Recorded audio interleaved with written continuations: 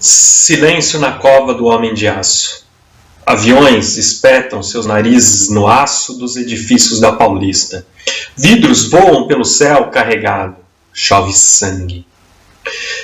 Fuselagens, páginas do Corão, retalhos de fígados e epidermes calcinadas. A pupila em pânico de um camundongo registra polaroides de destruição em massa. O telefone toca na cova do homem de aço. Uma voz metálica é acionada. Após o 7º toque, inútil tentativa. Se você insiste assim mesmo, deixe seu recado após o bip. Silêncio. Leões de origami atacam pedestres na Praça da República. Um brinde à poesia de Ademir Assunção.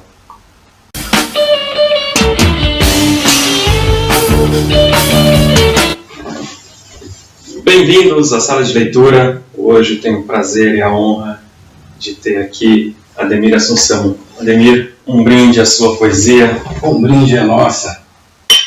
Agora, eu sempre fui atrás do meu público, sabe? Eu faço meus shows, faço minhas leituras, sou convidado, não para os grandes eventos, mas sempre estou sendo convidado em universidades, e vou socializando aquilo que eu vou acumulando pelo caminho e vou trabalhando, elaborando. Sinceramente, não fico com nenhum rancor. Eu não vou em festa que eu não sou convidado. Entendeu? Não querem me convidar, é problema deles. Mas essa lógica também eu acho que tende a mudar, né? Assim, já está tarde, mas eu acho que porque essas grandes editoras, elas estão já há um bom tempo patinando, né? Enquanto que as pequenas editoras estão crescendo, se fortalecendo. Então, acho que essa própria lógica desse mercado editorial daqui a pouco tempo muda, né? Veja, eu acho que ainda tem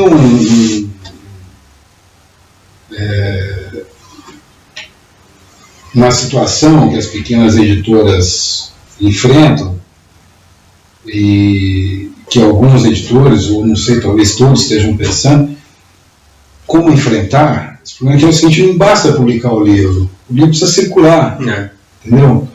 Eu não tenho menor tesão, não tenho menor obsessão quase sexual de aumentar meu currículo de livros. Eu quero que o que eu estou escrevendo circule, né? E aí você encontra uma situação de comercial, assim, que é a mesma lógica, é a mesma situação para qualquer outro produto. Vamos dizer assim, eu não considero meus livros um produto. Os meus livros são o resultado de um processo. A feitura deles, a criação deles. Mas a partir do momento que ele virou um livro, ele vai, evidentemente, o editor, e eu também quero que ele circule, que ele seja comercializado, que ele chegue na mão das pessoas, se possível a preço justo. Entendeu? E aí os pequenos editores enfrentam uma situação para fazer esse processo que é o mesmo que enfrentaria um produtor de feijão, arroz. Né? Você vai colocar o teu feijão no supermercado, no Pão de Açúcar, eles vão querer que você dê 40% de desconto, um presentinho pro gerente, entendeu? Muitas vezes vão colocar 200% em cima do preço com que entrou para ele, né? Entra por X, ele coloca 200% para vender pro leitor. Então, acho que as pequenas editoras estão tentando enfrentar isso. Agora, com a internet, eu espero que aumente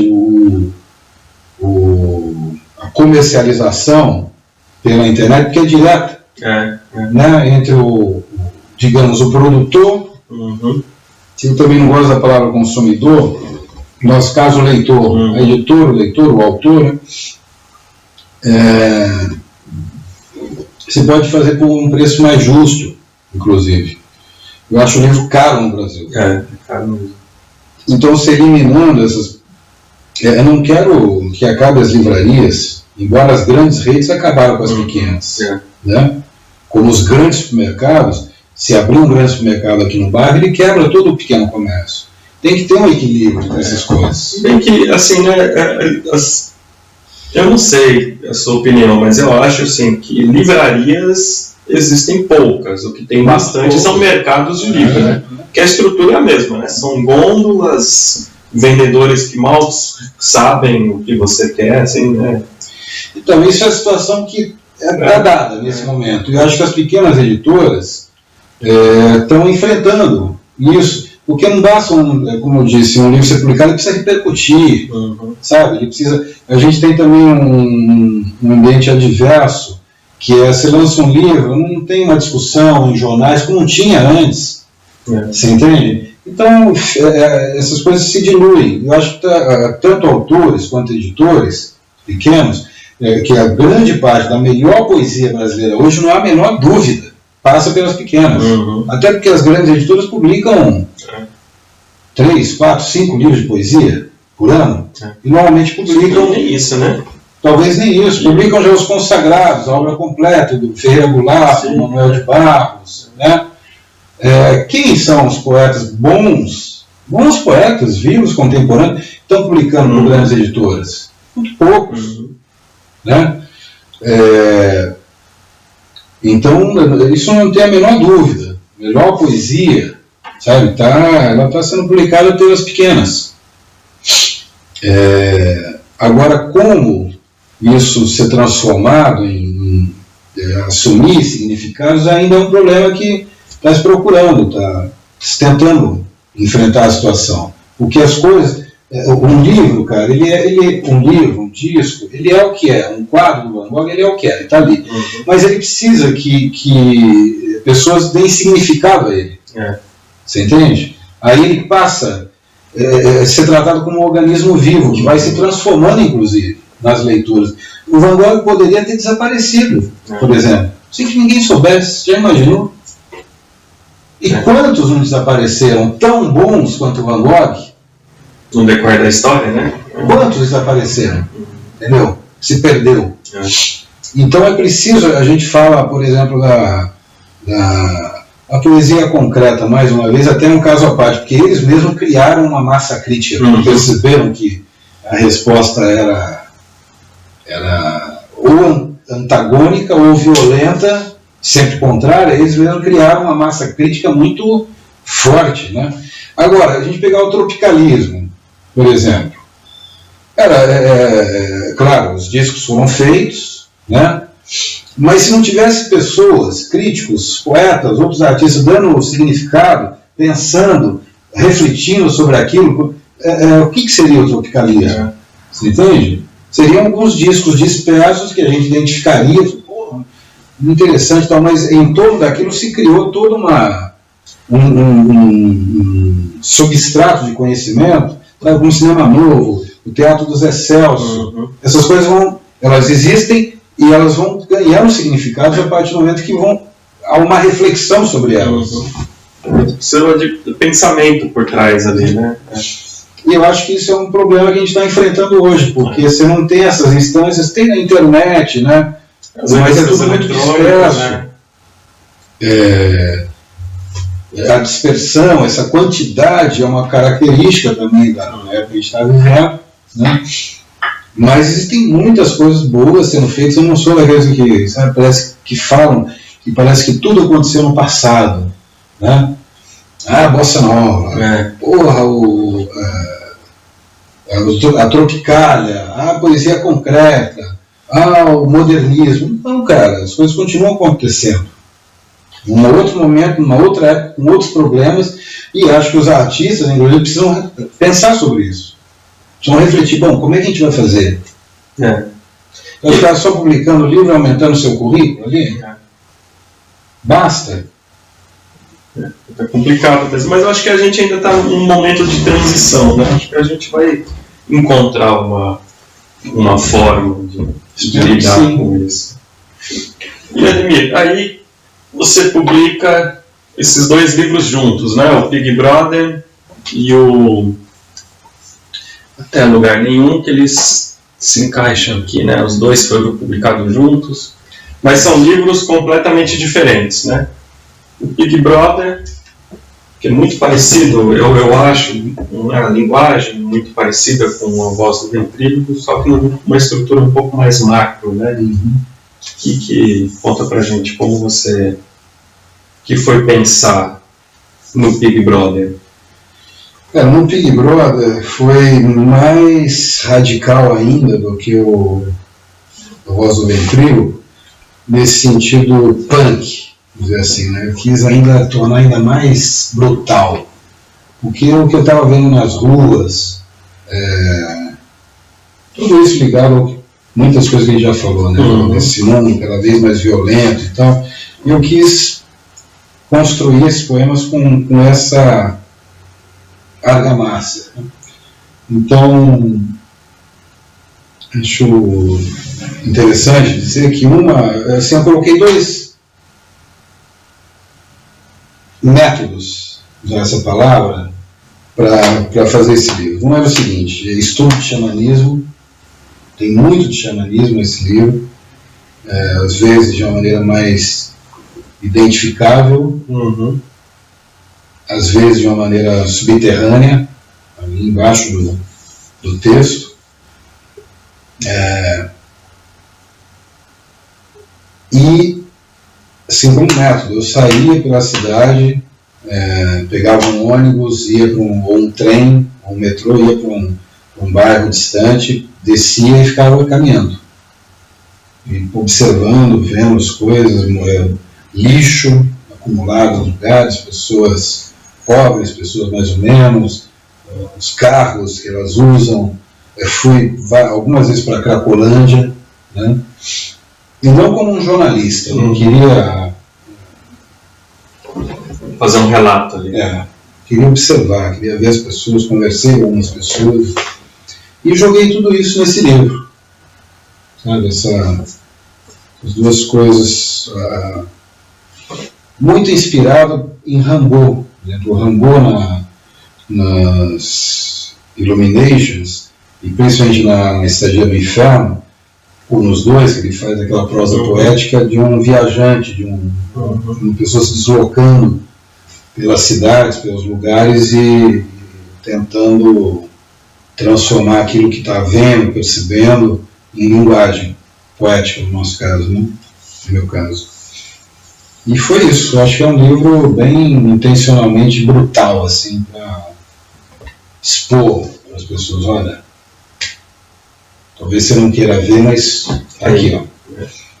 E aí, como ficou tão... bom, só para completar. E é um poema longo, dividido... Pode ser lido como poemas separados, mas ele é longo no sentido que ele tem personagens, os personagens vão se deslocando não num enredo linear, né, mas eles vão se deslocando pelo livro. Né? Tem a Lili Maconha, que é uma personagem... É a mais sensível do livro, que percebe, está percebendo essa violência, essa brutalidade, e justamente por isso ela vai se tornando cada vez mais depressiva, porque ela não consegue ver como mudar aquele ambiente, né? E tem a Lili Maconha, tem o Coronel Tempestade Negra, que é terrível, personagem terrível, tem o Mr. Morfina. Então são personagens que vão passando se deslocando ao longo dessas partes, né, de um grande poema, que é uma tradição, não só no Brasil, são poucos, né, que os poemas longos, né? Tem o Cobra no Rato, o poema sujo, né? Que mais você lembra, assim? Tem mais. Tem mais, não muitos. E eu quis escrever um poema longo, assim, meio dramático, dramático no sentido da uma estrutura dramática, né? E sim, outra coisa importante, um clima de ficção científica. Assim. Muito filme de ficção científica também. É muito sci-fi, né? Sabe, como se fosse um presente projetado para um futuro, mas parece que esse futuro já está acontecendo, entendeu? Ele já estivesse no Admirável Mundo Novo, do Huxley, né? Bom, e aí esse livro ficou tão pesado assim, cara. Eu fiquei 3 anos envolvido com ele. 3 ali envolvido mesmo, já vinha concebendo alguns anos. E foi ficando tão pesado, e esses personagens não me largavam mais. E aí quando eu resolvi lançar, eu falei com o Eduardo, falei, tem um percurso de poemas, de haikais, assim, eu fui escrevendo, sei lá, deve ter uns 20 anos, 15 anos, e que são o haikai por natureza, mas por natureza até um pleonasmo muito ligado à natureza, ao pequeno, dando significado ao salto do grilo, aquelas coisas que para a grande poesia parece insignificante e tal. Enfim, eu achei que seria interessante publicar os dois. Dá um equilíbrio. Sabe, de uma coisa extremamente pesada, science fiction, sabe, punk, e uma coisa mais zen, mais... E aí nasce o Até Nenhum Lugar. Eu cheguei aí, o Edu sugeriu essa ideia de uma coisa complementar, né, na capa, e o Leonardo Matias, que eu acho um ótimo desenhista e tem uma noção do livro assim, muito legal. Ele fez essas duas figuras que se complementam. Né? Ficou legal. Lê um poema pra gente? Qual que você prefere? Vamos ler um Big Brother?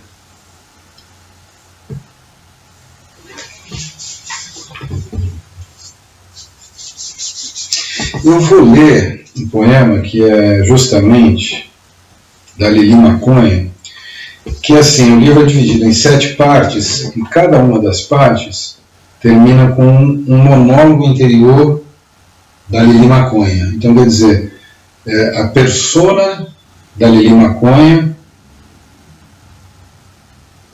que faz o poema, digamos assim. É um monólogo interior, um fluxo do pensamento, né, do ponto de vista da própria personagem feminina, né, que é a figura mais sensível no meio dessa brutalidade toda. E eu acho esse poema bem, diria, de uma forma ou de outra sintetiza essa vontade dela, esse desconforto dela diante desse cenário brutal e que leva ela a uma coisa depressiva, mas ao mesmo tempo lá no fundo ela ainda acredita que há uma possibilidade de encontrar uma saída. Então, esse poema chama-se Sombras Cambaleando nos Becos. É o 5º monólogo interior de Lili Maconha. Há homens limpos no meio da loucura. Há homens gentis no meio da sujeira. Eu sei que eles existem. Posso vê-los em movimento no meio da neblina. São como sombras cambaleando sob a luz fraca dos becos, entre latas de lixo e gatos feridos. Eles têm a cara cheia de uísque, cerveja, vinho e cicatrizes. Eles são velhos, muito velhos. Eles andam sozinhos pelas ruas mais sórdidas. Às vezes se trancam em casa e não conseguem sequer abrir as janelas. Eles bebem muito, eles fumam muito. Eles leem histórias em quadrinhos e dançam em cima dos muros das suas casas quando estão sóbrios. Eles mijam fora da privada quando estão muito bêbados. E às vezes adormecem com a cara enfiada na poça de urina. Eles vão até o açougue e compram ossos para seus cachorros, quando conseguem algum dinheiro. Eles ficam felizes olhando seus cachorros mascarem o osso. Eles falam devagar e conseguem manter o olhar fixo durante muito tempo, em lugar nenhum. Eles riem quando procuram a carteira pela casa toda e a encontram caída dentro da privada e olham para a capa de couro toda ensopada e perguntam: Ei, o que você está fazendo aí? Eu a procurei por todo canto. Agora mesmo, um deles deve estar alimentando seu gato com as últimas sardinhas que restaram e tentando abrir a janela para a coruja com asas de areia que bate contra o vidro, tremendo de frio. Não consigo sentir mais quase nada. Não sei o que fizeram com a minha coragem, nem com meu medo. Mas sei que esses homens existem e continuam vivos entre os escombros. Posso senti-los por perto. Esse é como na voz da personagem da Lili Maconha. Um poema do livro Pig Brother, fazendo uma ressalva, que é um poema, não, é um dos trechos, um poema longo, chamado Pig Brother, e fazendo a ressalva que Deus, no caso, é um personagem do livro. O poema se chama Crime na Rua do Triunfo. O vento tem hálito de esgoto.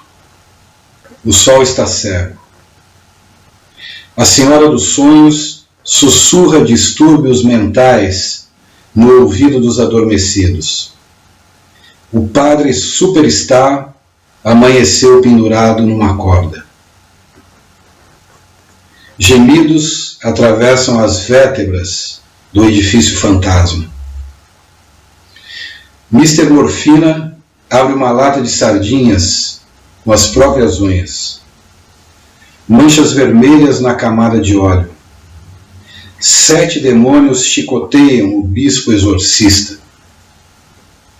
Velhinhas vigaristas fogem com a sacola do dízimo. As vendas de condomínios celestes despencaram no último trimestre. As bolsas de Hong Kong e Nova York fecharam em alta. Deus foi esfaqueado nos fundos de um inferninho na Rua do Triunfo. E aí, fazer um contrapeso, posso ler. Bom, aqui são haikais, né? São poemas curtos, na tradição do haikai, não necessariamente com aquele esquema formal do haikai. Das 13 sílabas, né? Das 13 sílabas e das 3 linhas, né? Embora o haikai original escrito em kanji, em ideograma, já é completamente diferente, porque o primeiro ideograma é escrito de cima para baixo e da direita para a esquerda. E ao contrário da nossa escrita ocidental, em que a palavra casa, a única ligação que a palavra casa tem com o objeto que ela representa é uma convenção. Nós, da língua portuguesa, fizemos um acordo de que a palavra casa significa casa, né? Em inglês é outra palavra, house. Né? Na escrita japonesa, chinesa, é mais icônica, né? A palavra casa não é formada por sílabas, já é um desenho que quase que representa a casa, é mais icônico, é mais pictórico, né? Então o próprio haikai ele já é um pouco mais, muito mais visual, nesse sentido da concretude visual. E o haikai clássico, né, principalmente depois do Basho, que criou aquela alma do haikai, as 3 linhas não são 3 linhas simplesmente porque são 3 linhas. A primeira linha normalmente é algo ligado à eternidade. Por isso muitos haikais começam com chuva de verão, né? Neve de inverno, porque o inverno, os anos vão se passar, mas o ano que vem tem inverno de novo, daqui a 100 anos vai ter de novo, né? A menos que a humanidade consiga alterar até isso, né? Então o primeiro verso é ligado à eternidade, né? Aquela coisa que está além do humano e além da vida, né? Uma vida ela dura um tempo e acaba, a eternidade continua. O segundo verso justamente é um instante, quer dizer, é um instante acontecendo dentro da eternidade. Então o salto do sapo, né? É a fotografia do olhar ali, né? O cri-cri do grilo, né? Então você tem a eternidade, um instante, e o terceiro não é o resultado dos dois, é uma coisa que ninguém consegue explicar. Não é o penso, logo existo, cartesiano, né? É simplesmente a percepção da vida passando pela eternidade. Nossa vida é muito efêmera. E o eterno é o eterno, né? Então, do atrito, da carícia entre essas duas coisas, nasce o terceiro verso e o Haikai como um todo, né? Essa é a alma do Haikai. E aqui nesse poema eu não me preocupo tanto com o lado formal do Haikai, mas mais com essa alma, com a essência do Haikai, né? Então, inclusive usando a ironia, muitas vezes, então bem pequenininho, como é quase todo o Haikai, e irônico, né? Dia confuso, me falta um parafuso. E aqui, o mais recente, Ninguém na Praia Brava, que é prosa também, né? Também. Que alguns chamariam de romance. Se quiserem chamar, não tem problema nenhum. Pode chamar, mas eu não considero, não escrevo. Não acho que escrevo romances, né? Ele é escrito também em forma de diário, né, como cinemitologias, aqui lá atrás. Ele se passa exatamente em 2 meses. Ele começa no dia de abril e termina 2 meses depois. Dia 7/4. Dia 7/4 termina dia 7/6, exatamente.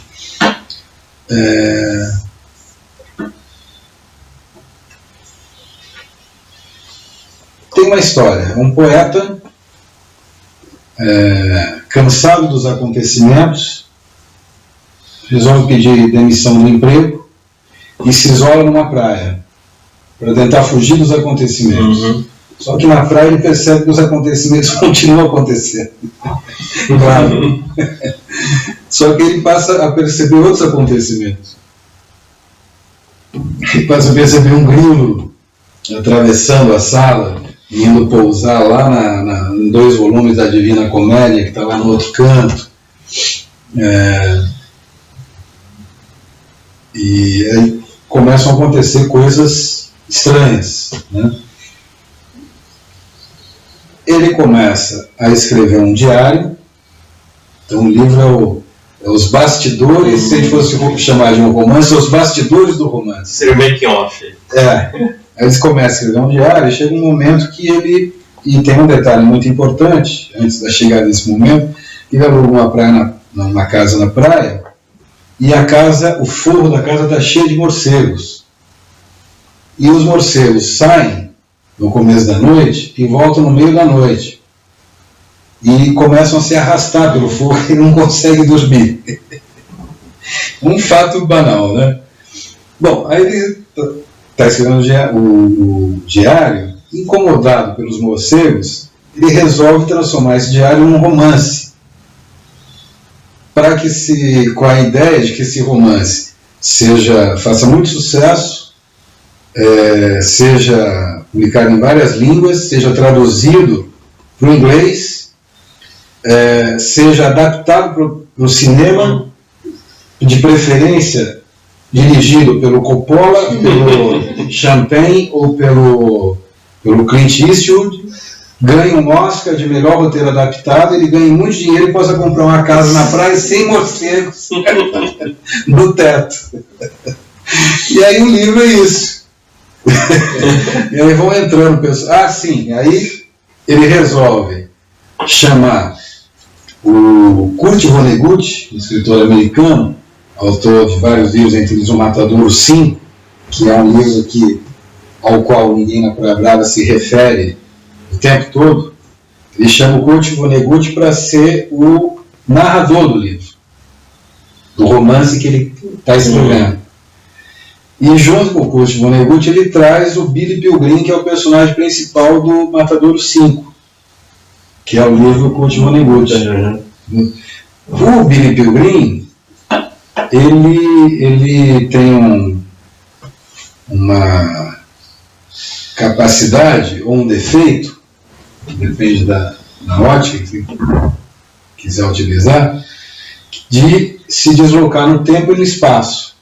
Então ele pode uma hora estar aqui conversando com a gente, aí no momento seguinte ele pode estar lá na crucificação de Cristo, aí no instante seguinte ele pode estar no show do Bob Dylan em Newport em 1964, e ele também se desloca no espaço, ele vai para um planeta, você pode chamar isso de um romance, ele vai para um planeta chamado Tralfamador, que é um planeta que está no Matadouro 5, do Kurt Vonnegut, que é um planeta onde os seres eles têm uma forma de desentupidor de pia. Entendeu? E ele é abduzido, ele vai e volta e tal, e os tralfamadorianos e tralfamadorianas, eles ficam assim, encantados e alucinados com o jeito que os seres humanos fazem sexo. Então, às vezes, eles abduzem um casal e eles colocam numa cúpula de vidro e fazem como se fosse um grande espetáculo, assim, na arena, Palmeiras, sabe? Eles põem o casal lá, tentam reproduzir as condições de um casal na Terra, com uma cama, um abajur e tal, e cheio de câmeras. E a hora que o casal começa a transar, eles vão ao delírio. Aquelas câmeras com close e tal, mostrando. Eles ficam alucinados, né? Bom, e aí no livro também entra outro personagem, o Dante Alighieri, que está apaixonado por uma personagem do livro, que se chama Nada, e que é uma tremenda, uma gostosa, assim, o Dante Alighieri aparece na praia, fica apaixonado por ela, aí aparece outra personagem que é a Nunca, e assim vai. Por isso que eu digo que, se quiserem chamar de romance, para botar lá na prateleira da livraria de romance, tudo bem, não tem problema nenhum. E o seu trabalho com a música, Ademir? O CD, Vira-Latas, que além do seu trabalho de escritor, você tem esse trabalho com a música, né? Tem uma banda, se apresenta. Como é que... Olha, Fabiano, a gente volta lá no início, quando eu falei que a primeira percepção de alguma coisa que eu posso e chamo de narrativa foi ouvindo a minha avó contando histórias de terror. Eu me lembro muito bem disso. Claro que na época eu não tinha essa visão que eu tenho hoje, evidentemente, né? Hoje, para mim, é muito claro que essa foi o primeiro contato com narrativa e que é o primeiro contato que todos os seres humanos têm. Antes de você aprender a ler, você aprende a falar e já nasce escutando. Então, as primeiras transmissões são feitas pelo rádio, digamos assim, oral, né? E então isso ficou muito presente para mim. Outra coisa que ficou muito presente para mim foi o ritmo do trem. Meu pai era ferroviário, então a minha infância toda eu viajei de trem. Eu ia muito de Araraquara para Rio Preto, e até hoje eu tenho aquele barulhinho do trem, até hoje, cara, eu tenho assim no ouvido. Então essas coisas marcaram muito. Depois a música, eu me lembro nitidamente, com 7 anos de idade, ouvindo o Caetano Veloso cantar Alegria, Alegria no rádio. Essas coisas cantavam no rádio e na televisão na época. Incrível. Todo mundo tá no Belchior, Sérgio Sampaio, Raul Seixas, os bregas, também, Dom e Ravel. Todo mundo ia no programa do Chacrinha e tocava no rádio. Hoje só toca merda. Só. Majoritariamente. Mas, enfim, eu me lembro nitidamente, com 6, 7 anos de idade, ouvindo Caetano Veloso cantar Alegria, Alegria. Porra, eu via que eu tomo uma Coca-Cola, ela pensa em casamento, eu falo, mas Coca-Cola? Como é aquela garrafa? Aquela coisa preta, aquele líquido preto, né? Eu vou em Dentes, Pernas, Bandeiras, Bomba, Brigitte Bardot. Cara, eu não entendia nada, eu não sabia quem era Brigitte Bardot, mas porra, Bomba, Pernas, Bandeiras. Essa linguagem, esses fragmentos, ficou muito presente para mim. Então, desde o início, antes de me alfabetizar, eu acho que eu fui assimilando muita coisa e ficou presente, né, na minha personalidade, sei lá. Então, como eu também, com isso sempre presente, fui procurando escrever muito atento à sonoridade dos versos, das palavras, dos encadeamentos das palavras, era meio que inevitável que eu fosse para a oralidade, entendeu?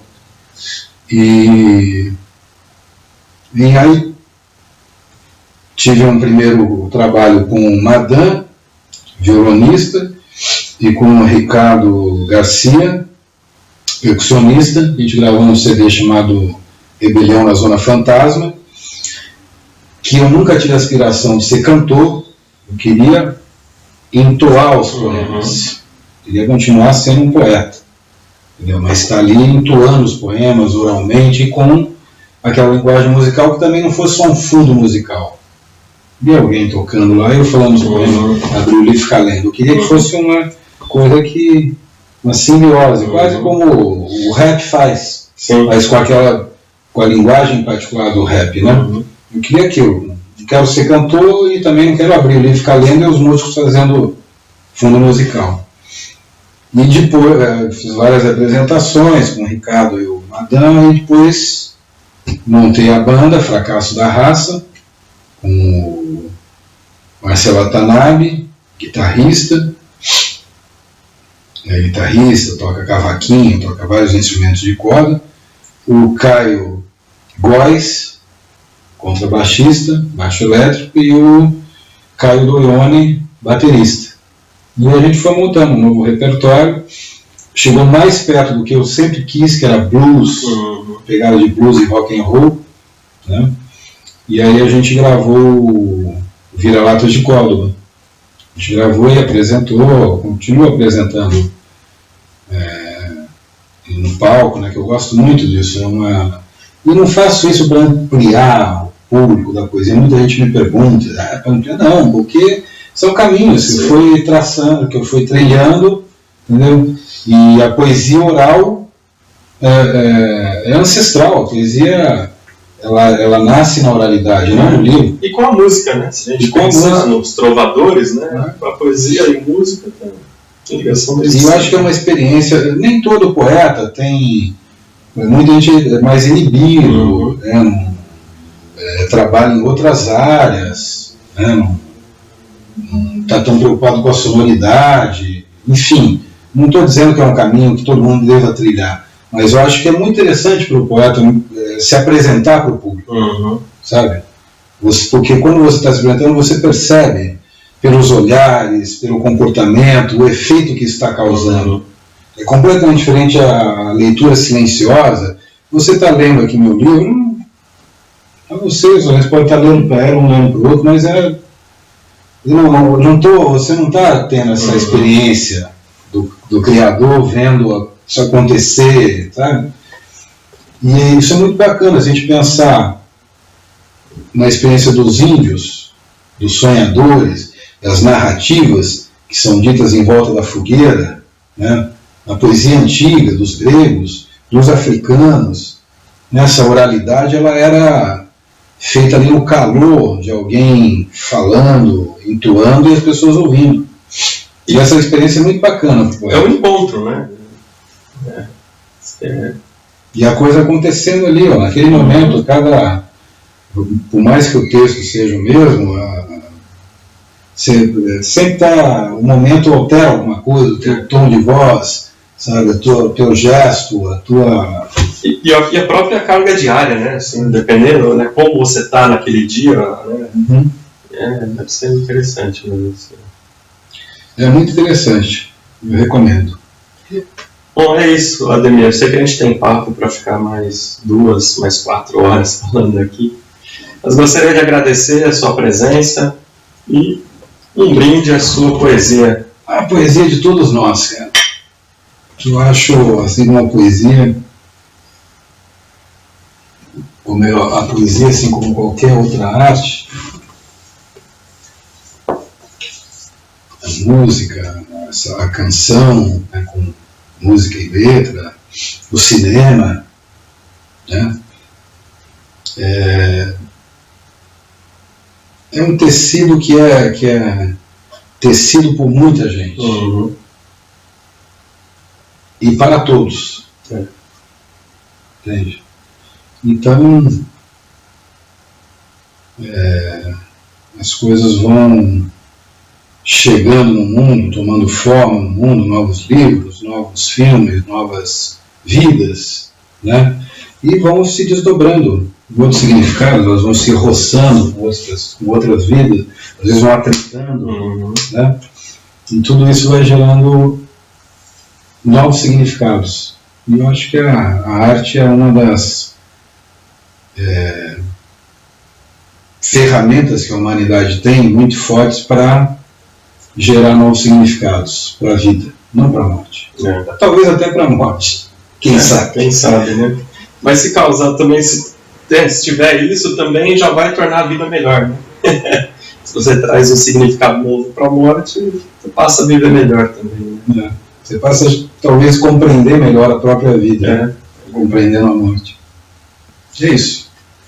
Eu gostaria que você de casa, né, se gostou do Ademir, gostou do papo, dá um curtir no vídeo, compartilha, divulga a poesia do Ademir, divulga a sala de leitura. Obrigado.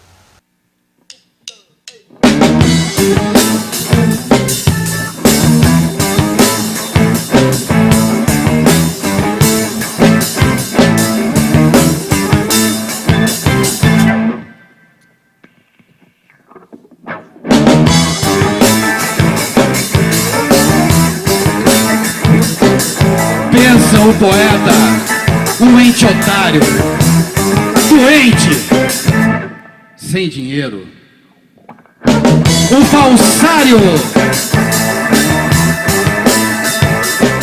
profeta picareta, um prego enferrujado, espalmado na mão direita. Pensa o poeta, um junkie solitário. Sonha o poeta em seu nicho, palavras mágicas, senhas surdas, sendas ocultas.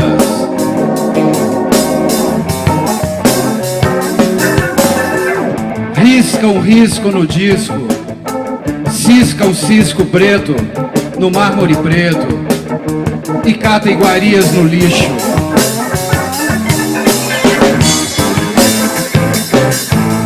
Cata iguarias no lixo. E cata iguarias no lixo. Luiz Vac na guitarra.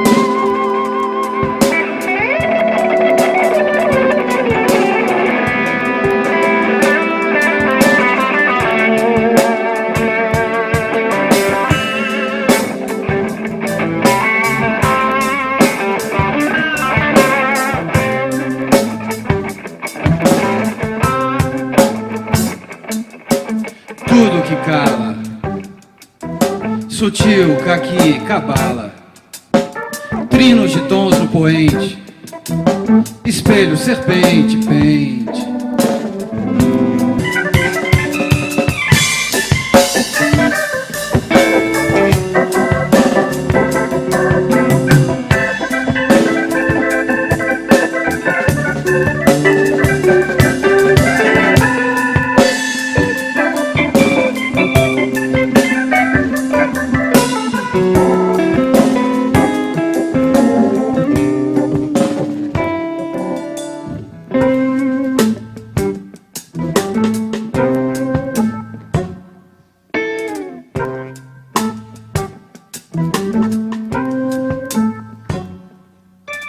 Tudo que cala, sutil, caqui, cabala, trinos de tons no poente, espelho, serpente, pente.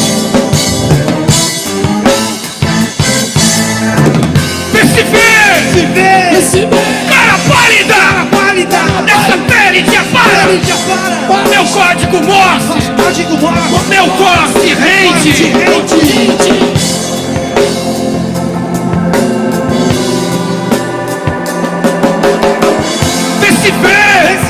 Perceber, cara pálida, dessa pele de afara, meu código Morse, meu corte rende.